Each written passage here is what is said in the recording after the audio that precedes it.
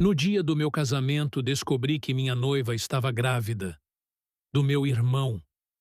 O dia do meu casamento deveria ser o mais feliz da minha vida. Tudo estava pronto. A decoração impecável, os convidados emocionados, o altar esperando por nós dois. Meu coração batia rápido, mas era ansiedade boa. Ou pelo menos era o que eu achava. Quando ouvi a marcha nupcial começar, uma mistura de nervosismo e felicidade tomou conta de mim. Mas antes que Letícia entrasse, alguém me puxou pelo braço. Era o pai dela, com o rosto pálido e os olhos marejados. Ele tremia e me disse que precisava me contar algo urgente. Confuso, fui com ele até uma salinha ao lado da igreja. Lá, ouvi a verdade mais dolorosa da minha vida. Letícia estava grávida. E o pai da criança era o meu próprio irmão. Conheci Letícia numa tarde qualquer, num café pequeno que eu frequentava perto do trabalho. Ela entrou apressada, esbarrou na minha mesa e derrubou papéis por todo lado. Ajudá-la foi instintivo, mas naquele breve contato, algo dentro de mim despertou. Começamos a conversar ali mesmo, e entre uma xícara e outra, o tempo voou. Na semana seguinte, saímos para jantar. Em menos de 2 meses, estávamos juntos oficialmente. Letícia era encantadora, espontânea e parecia completamente apaixonada. Me ouvia com atenção, ria das minhas piadas e me incentivava nos momentos difíceis. Eu sentia que ela enxergava partes minhas que ninguém mais via. Foram 2 anos intensos, de viagens, jantares, risos e planos para o futuro. A cada dia, eu me sentia mais certo. Era com ela que eu queria passar o resto da vida. O pedido de casamento aconteceu em Gramado, numa viagem que eu planejei por semanas. Organizei tudo: o restaurante, a música ao fundo, a aliança escondida no prato de sobremesa. Quando ajoelhei diante dela, os olhos de Letícia se encheram de lágrimas. Ela disse sim, com um sorriso que parecia sincero. Naquele momento, tive certeza de que estávamos selando algo eterno. Voltamos da viagem celebrando com amigos e família, recebendo parabéns por todos os lados. Meus pais a adoravam. Meu irmão Gustavo, então, não cansava de repetir como ela era a mulher certa para mim. Letícia parecia cada vez mais integrada à minha vida, como se sempre tivesse pertencido ali. E eu, cego pela felicidade, não percebia que algo começava a sair do lugar.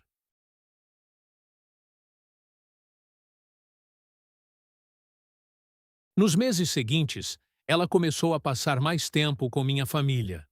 Almoços de domingo viraram rituais sagrados. Gustavo, meu irmão mais novo, estava sempre por perto. E isso, a princípio, me deixava feliz.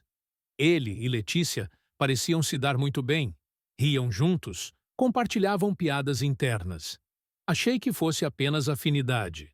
Afinal, ela era carismática e Gustavo sempre foi sociável.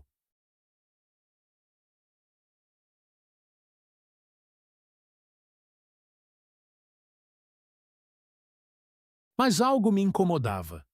Olhares demorados, toques no ombro, cochichos que se silenciavam quando eu me aproximava. Cheguei a comentar com ela que estava me sentindo desconfortável. Letícia me chamou de paranoico e disse que eu precisava confiar mais. Com vergonha de parecer ciumento, deixei para lá. O que eu não sabia é que essa paranoia era, na verdade, meu instinto tentando me alertar. Tive chances de perceber a verdade, mas as ignorei.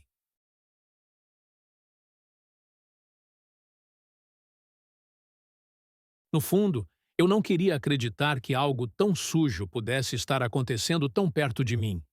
Preferi confiar. Preferi fingir que era tudo da minha cabeça. E assim, continuei investindo na nossa história. Os preparativos do casamento seguiram a todo vapor, com Letícia tomando a frente de quase tudo. Eu ficava feliz em vê-la empolgada, envolvida, cuidando de cada detalhe. E quando Gustavo começou a acompanhá-la em várias dessas tarefas, achei natural.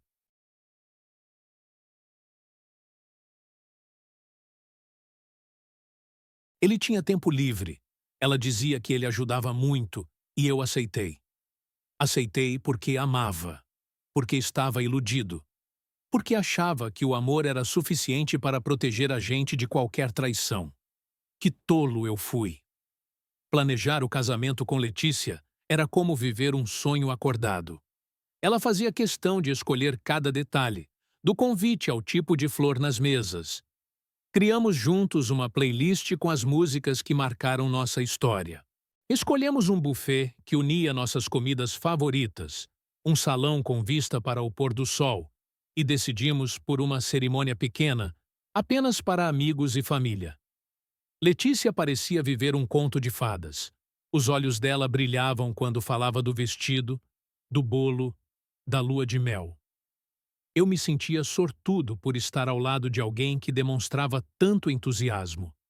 Era como se ela vivesse aquilo com a mesma intensidade que eu. A ansiedade só aumentava a cada semana. E mesmo com pequenos atrasos ou contratempos, ela nunca desanimava. Gustavo começou a aparecer mais do que o normal nesse período.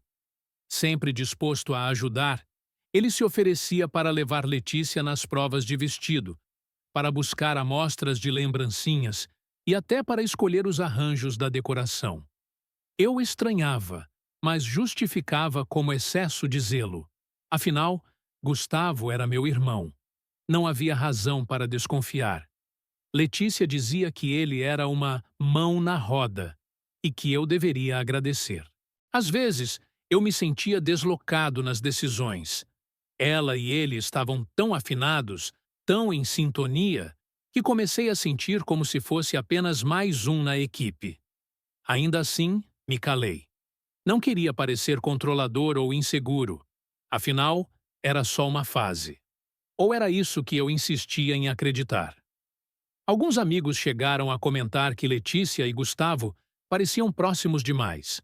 Comentários que eu ri, desconversei e até rebati com firmeza. Não suportava a ideia de que alguém pudesse insinuar algo entre eles. Eu acreditava no amor. Acreditava nela. Acreditava em nós. E Gustavo era meu irmão. Crescemos juntos, passamos dificuldades, dividimos o mesmo quarto na infância. Ele sabia o quanto eu amava Letícia. Não teria coragem de fazer algo assim. Pelo menos era nisso que eu me obrigava a acreditar. Os olhos se fecham mais facilmente quando o coração se recusa a enxergar. Preferi continuar focado na cerimônia, nos votos, no futuro que planejei por tanto tempo.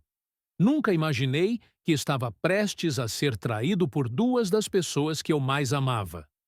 Com o casamento tão perto, as emoções estavam à flor da pele.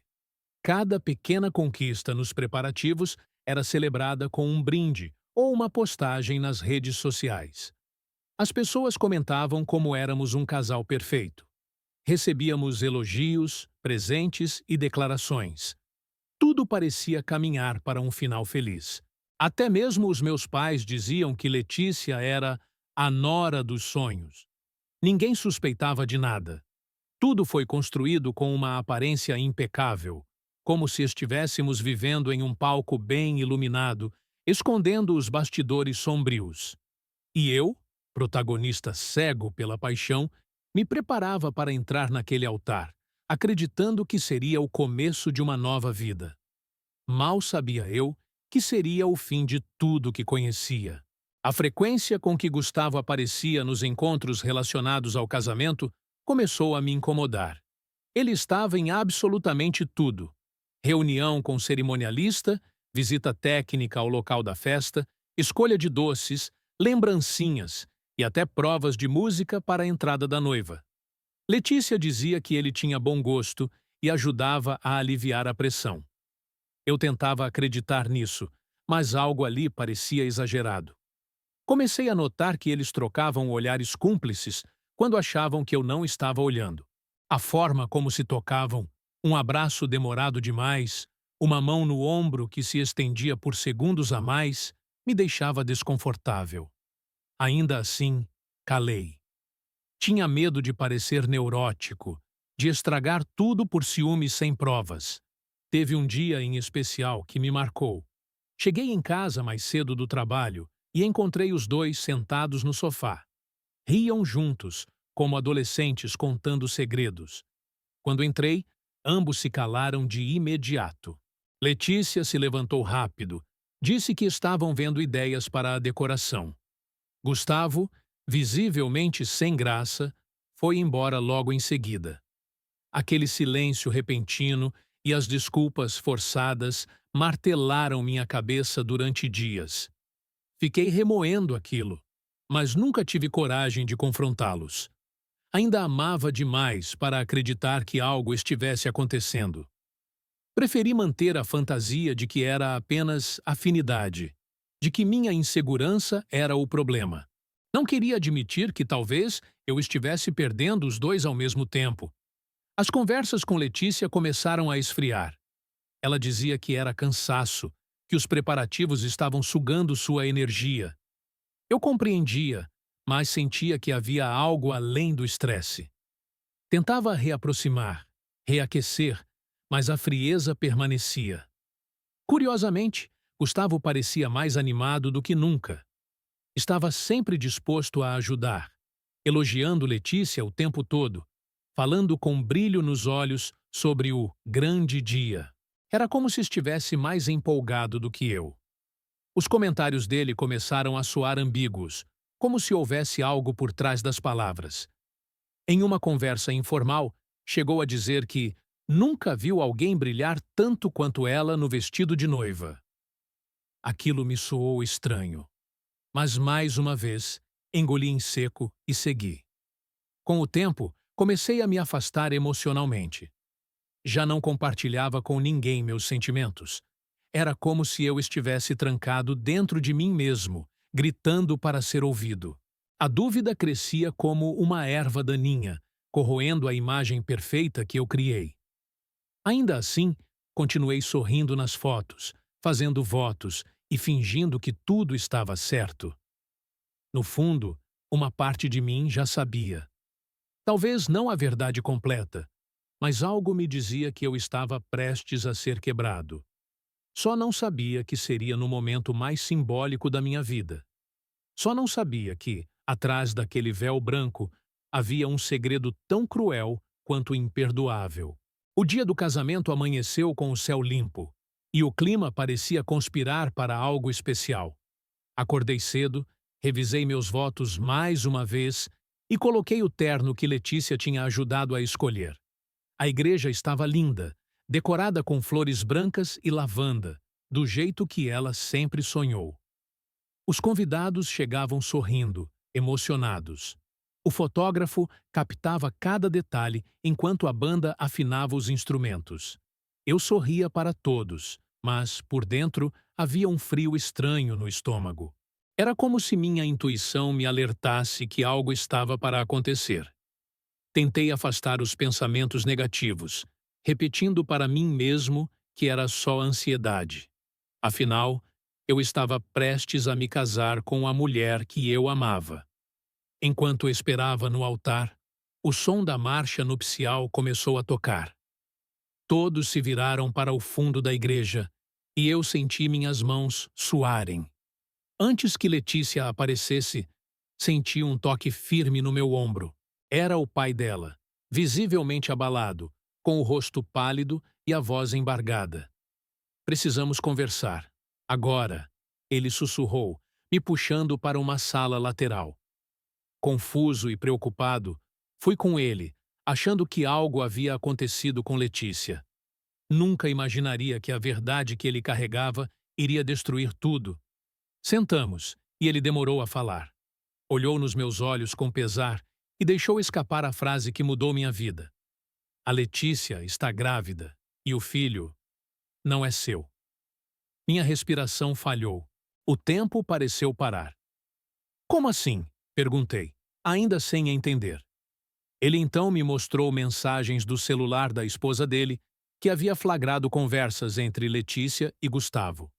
Conversas íntimas, reveladoras, sem espaço para dúvidas. Os dois haviam se envolvido e, pior, sabiam da gravidez havia semanas. Eles decidiram esconder até o casamento passar, como se pudessem seguir em frente com a mentira. Minha mente entrou em colapso. Tentei lembrar de todos os momentos em que desconfiei, de todas as vezes que reprimi meu instinto. A dor era tão profunda que senti náuseas. Como meu irmão pôde? Como ela teve coragem? A mulher que eu amava e o irmão que eu sempre protegi me traíram da forma mais baixa. Não voltei para o altar. Desapareci da cerimônia sem dar explicações. O tumulto começou entre os convidados, mas eu não olhei para trás. Saí da igreja sozinho, com o coração em pedaços e os olhos queimando de raiva. Letícia me ligou incessantemente, mas eu não atendi. Gustavo me mandou uma única mensagem. Me desculpa, foi um erro. Um erro? Como se fosse possível rotular aquilo com uma palavra tão pequena. A dor era insuportável. Mais do que a traição, doeu a confiança destruída, os planos apagados, o futuro arrancado de mim sem aviso. A única coisa que consegui fazer naquele dia foi desaparecer, me esconder. Porque o homem que entrou naquela igreja não saiu mais o mesmo. Os dias seguintes foram um borrão. Desliguei o celular, tranquei as janelas e me isolei do mundo. Minha família tentou contato, mas eu não queria ouvir ninguém. Não suportava conselhos nem palavras de conforto. Só queria ficar em silêncio. Dormia mal, com pesadelos que repetiam a cena do altar vazio e a voz do pai de Letícia ecoando em minha mente. Cada detalhe do que vivi parecia um filme de terror rodando em câmera lenta. A lembrança do olhar dela, dos planos que fizemos, tudo me torturava. Sentia vergonha, raiva e humilhação. A traição não vinha apenas de uma pessoa. Veio em dobro, e isso me quebrou de um jeito que eu não sabia ser possível. Gustavo tentou se justificar. Mandou mensagens, tentou me encontrar, disse que estava arrependido. Falava que foi um deslize, algo que não deveria ter acontecido, mas que escapou do controle. Eu lia aquelas palavras e sentia nojo. O mesmo irmão que chorou quando pedi Letícia em casamento agora dizia que não soube evitar. Letícia, por sua vez, insistia que me amava, que o que houve foi um erro momentâneo, que a gravidez foi um acidente, mas que ainda queria construir uma vida comigo. Era absurdo. O nível de distorção dos dois me revoltava. Como alguém tem coragem de querer manter uma história assim, como se nada tivesse acontecido? Eles não destruíram apenas o casamento. Destruíram minha capacidade de confiar. Meus pais estavam divididos. Minha mãe chorava por não saber como reagir. Meu pai, embora furioso com Gustavo, pedia que eu tivesse calma. Mas eu não queria reconciliação. Eu queria distância. A vergonha era tão grande que evitei até sair na rua. A sensação de ser o noivo abandonado, o enganado, me pesava como uma âncora. Evitei amigos, colegas de trabalho e pedi licença da empresa. Durante semanas, só consegui existir. Não vivia, apenas respirava. O vazio que ficou era imenso. Um buraco que parecia sugar toda a vontade de seguir. Tive crises de ansiedade, chorava sozinho e pensava se algum dia isso deixaria de doer. Foi nesse fundo do poço que decidi procurar ajuda profissional. A dor era grande demais para carregar sozinho. A terapia se tornou meu único espaço seguro, onde pude falar sem ser julgado, sem precisar fingir força. A terapeuta me ajudou a entender que a traição não era minha culpa, que eu não era fraco por ter confiado. Pelo contrário, o erro estava em quem mentiu, não em quem amou. Aos poucos, fui resgatando partes de mim que haviam sido soterradas pela dor. Comecei a escrever sobre meus sentimentos, voltar a praticar esportes e reencontrar o prazer em pequenas coisas. Ainda não era felicidade, mas era um começo. Um ponto de partida no meio dos escombros. A jornada de reconstrução não foi rápida, tampouco linear. Havia dias em que eu sentia que estava avançando e outros em que a dor voltava com força, como se tudo tivesse acontecido na véspera. Mas a terapia, a escrita e o tempo foram me curando em camadas. Aprendi a respeitar meu ritmo, a permitir que a mágoa existisse sem me dominar. Deixei de fingir que estava bem para agradar os outros. Aceitei minha fragilidade, e isso foi libertador. Passei a enxergar a vulnerabilidade como um ato de coragem. Porque, no fundo, seguir em frente exige mais força do que permanecer ferido. Mudei de cidade.